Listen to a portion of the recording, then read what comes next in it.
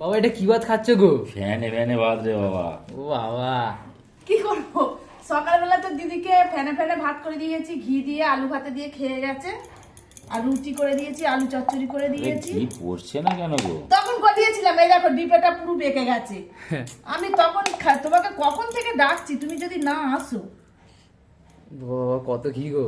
হ্যাঁ, ভাতটা হালকা ঠান্ডা হয়ে গেছে। আর তুমি কি সকালে খাবে? রান্না, আমি রুটি খাবো। রুটি আর আলু চচ্চড়ি করেছিলাম, তো দিদি নিয়ে গেছে।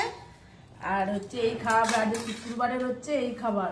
আর ছেলের কি খাবার? ছেলে এই রুটি খাবে দুপুরে। এখন কি খেলি, মুড়ি? হ্যাঁ ঠিক আছে, রুটি খাবি আর রাত্রে হবে লুচি। ঠিক আছে, আর ভাত যা করেছিলাম তোর বাবা খেয়ে নিয়েছে, আমরা খাবো না, রুটি খাবো। ঠিক আছে।